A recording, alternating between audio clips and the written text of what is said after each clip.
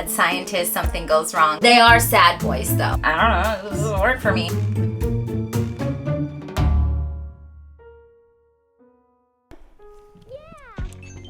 Hi, hello, welcome. My name is Lena and welcome to my YouTube channel. This is where I talk about books and teaching and whatever else I feel like talking about. Today I have a recommendations video for you. What am I recommending, you ask? I recommend that you like and subscribe and then comment below so that you get credit for all of your hard work, you know? Also, what I am recommending today is science fiction books. I have noticed more and more people are interested in dipping their toes in the world of science fiction. I am by no means an expert in science fiction. I love the genre. I think it's wonderful. Science fiction to me is probably what fantasy is to most readers and like booktubers that I follow. Like it seems like fantasy is where it's at. And I just really struggle with fantasy for some reason. I don't know why. You would think I'd really like it, but I don't know, it doesn't work for me. But I try again and again. But what I do enjoy is a fantasy sci-fi crossover. So I wanted to give a few recommendations for those of you who are just starting the journey of exploring science fiction. Maybe you're feeling a little curious and you want to see what's out there. Here are some books that you could start with. That won't be like, oh my god, so sciencey, they're gonna make you miserable. You know, we don't want that. Is this hair okay? Like, I feel like it's like it's not centered. You guys, we're struggling. Whatever, it's fine. Okay, so I'm gonna begin with the more obvious recommendations because these are the ones that everyone is gonna give you when you are first asking like, oh, I'm kind of interested in science fiction. What would you recommend? First is, of course,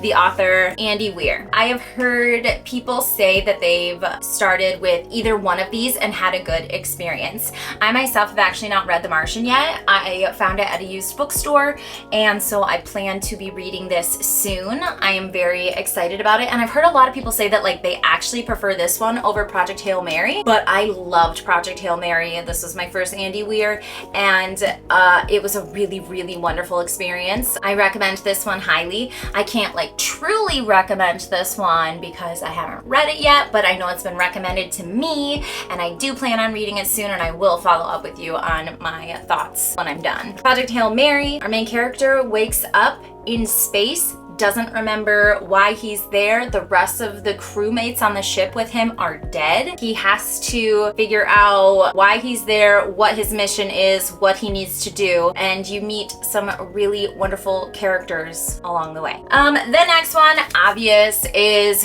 Ready Player One and Ready Player Two. I loved Ready Player Two. I know people are like, they don't like it. I was so invested in the characters in this story that I enjoyed Ready Player Two as well. If you love video games, if you love like kind of like virtual reality and that kind of thing, so good. I heard the movie is not great. If you have seen the movie and didn't like it, maybe don't let that influence whether or not you will enjoy this book, because this is so well written and there's just so many little Easter eggs all throughout. It's so much fun. It made me like so nostalgic as a kid born in the 80s. So good. The last like obvious author is Blake Crouch. Dark Matter seems to be kind of like the favorite. I find that people will recommend this one first and foremost. I loved Recursion. I'd say that this one is my favorite. He just writes in a very like approachable way.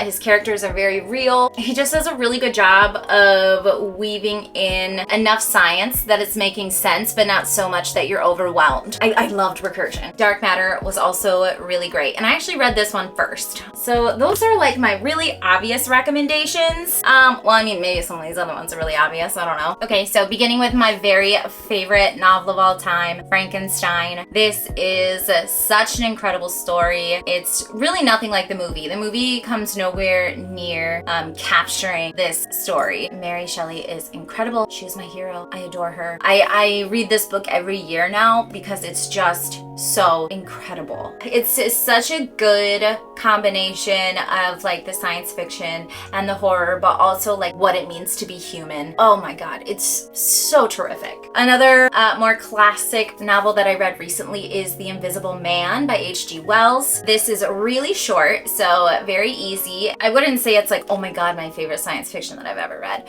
but just really interesting and curious. It kind of reminded me of Metamorphosis by Kafka, another recommendation, nice and short. The story of transformation, you know, mad scientist, something goes wrong kind of thing. It like kept reminding me of the movie The Fly, even though I know it's not. Like it kept making me like recall the journey that that character goes through. I don't know that Metamorphosis, is this considered science fiction or is it just fiction? I'm not sure. This is a short novella written in 1915, so if you do love classics, this is a great one. And a man wakes up one day and is turning into a cockroach. So definitely not nonfiction. Heartbreaking. So just be prepared. And two classics that are currently on my TBR shelf are The Martian Chronicles and War of the Worlds. I definitely enjoy like a space and alien kind of story, and I love Ray Bradbury. Like anything I've read by him, I really, really love his writing style. It's so, he just has a way of like finding a way of telling a story in such a beautifully poetic way without being over the top. Like, because some writers, like, they write really flowery and I'm like, what are you trying to say? I can't even, what's the point? Because like I'm just like so caught up in how many words you just put in this sentence that I don't know what you're saying. And that's not this. Ray Bradbury is amazing. So I haven't read this one yet, but I am very excited to. And War of the Worlds, I bought this last summer when we were on vacation. There are like illustrations all throughout, and so I'm just so curious about what H.G. Wells has to say about this.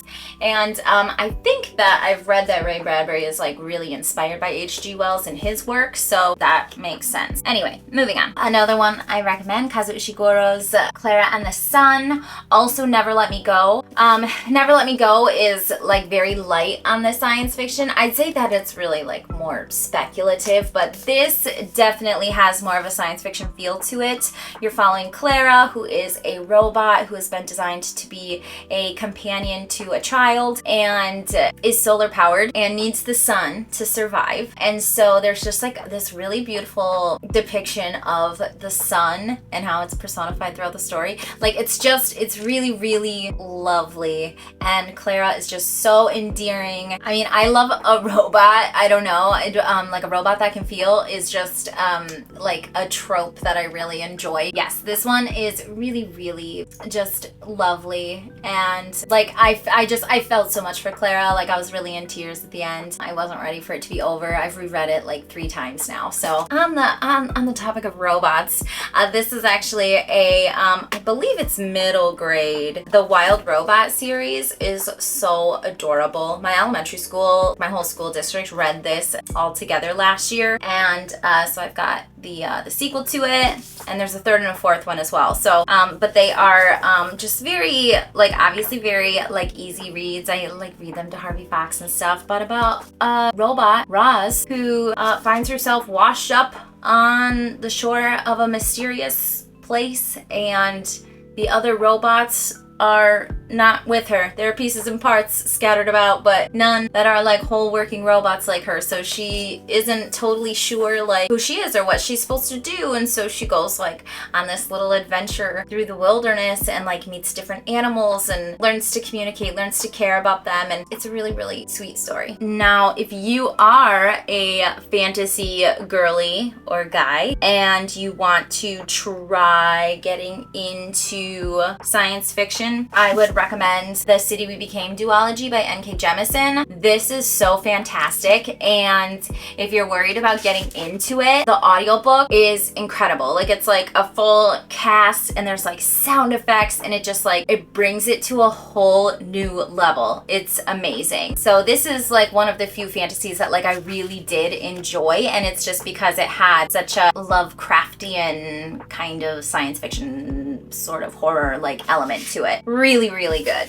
If you're someone who loves mystery, the Midsolar Murders books, Station Eternity is the first one. This is the only one I've read so far, but I do plan to read more. I'm not even sure, like, are the other ones out? I'll follow up on that. This is about a woman who, wherever she goes, people seem to be dying, seem to be murdered, and it seems as though, like, she would be the one committing these murders, right? Because they always happen where she's at, but she's not, and she has to solve this mystery of, like, well, why is this happening? She's, like, on a space station, and she's quite isolated. Mallory Veridian is constantly embroiled in murder cases that only she has the insight to solve. I really had fun with this one, and so if you're, like, someone who, like, maybe likes, like, cozy mystery and stuff like that too, this might be a good starting point for you. If you are more of a romance reader, have I got the sad boys in space story for you. Winter's Orbit. Jinan is just, like, such a lovable character, but it's like, I mean, they are sad boys though. Like, they spend a lot of time being like, oh my god, I'm so horrible. I can't believe that this guy has to put up with me.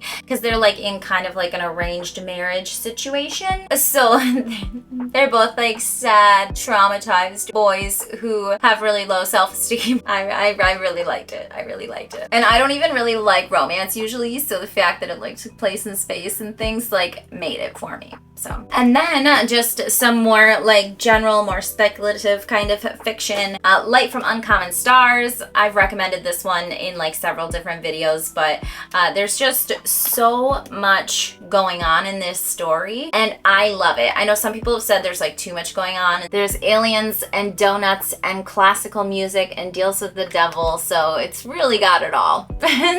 Yeah. How High We Go in the Dark by Sequoia Nagamatsu, and then Sea of Tranquility by Emily St. John Mandel. I personally love How High We Go in the Dark. I got these around the same time. They were released around the same time. And this book, like, really spoke to me. They're both kind of pandemic novels. So if that's something that is too triggering for you, know that going in. Both of these stories give, like, such an incredible wide scope of a pandemic and what that means for society, for humanity. They really put things in perspective. Both very good. And I would just recommend, like, kind of looking up their synopsis and see, you know, which one calls to you more. This one does take place, like, back in history, whereas, like, this is all, like, present day moving forward, so they're a little bit different that way. So the other books that I have these are books that I plan on reading soon. So the first one is The Long Way to a Small Angry Planet. I can't believe I haven't read this yet, and it seems like everybody is talking about it now. Like, it came out a while ago, and I've had it for a while, and I'm sad that I haven't read it yet, but also it's, like, one of those things that I'm really excited for, and so I keep putting it off because I don't want it to be done. Like, I don't want to be done discovering it. So, like,